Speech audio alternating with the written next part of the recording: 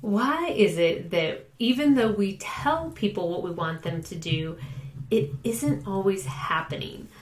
So what is it that actually happens, and how does sometimes it works and sometimes it doesn't? Well, it's important to understand, especially as a business owner, but maybe even more importantly, if you're a parent, you probably kind of understand this intuitively, is that in the end, we don't actually have control over what anybody does. No matter what our role is, in the end, they are the one that actually has control over the actions that they take. So how do we tell people what we want them to do in a way that's going to get them to take action and take the action that we want them to take? So this is so important in our business, whether we're talking to our employees, our business partners, associates, to our children at home, to a committee that we're on, anything, it's important to find a way to do this. So I want to introduce you to a concept that just really blew my mind. And it's when I heard somebody talk about delegating the anxiety. We've all heard about delegating the authority and things like that, but what about delegating the anxiety? It's totally a different concept. So let me give you a couple of statements that you might use when you were expressing how you feel about something or an action that you might be taking, and how they think about how they sound different.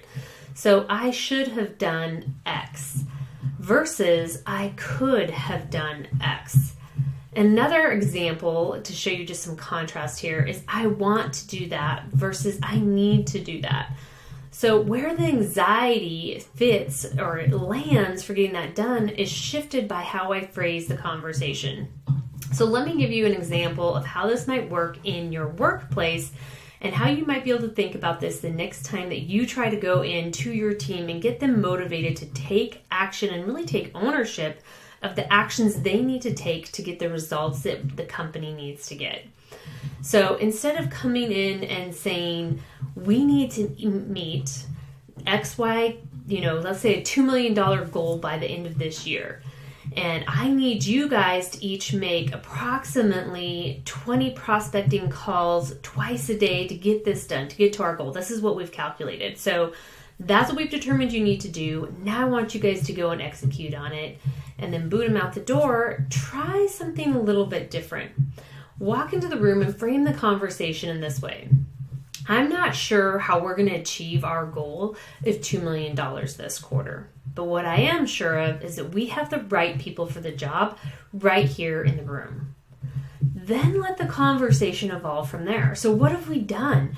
We've actually effectively delegated the anxiety. Instead of you coming up with that and giving them just actions to take, we've actually delegated that to them. And you may already have some ideas in mind about the actions you can take, but if you plant that seed in that way, it's actually going to let them know that you believe in them, which is going to help them believe in themselves. It's going to help them get excited and really pumped up, just like any great team would when they have a coach come in and really tell them, I know you guys can do this. I know you can walk onto the court and you guys can win this game. It really, kind of frames the anxiety as being theirs and letting them take ownership of that before you start giving them action items and stuff like that, or even letting them contribute to those action items some. So think about how you could actually shift and delegate that anxiety in order to help you leverage those teammates and get stuff done in your business by letting them decide to take action.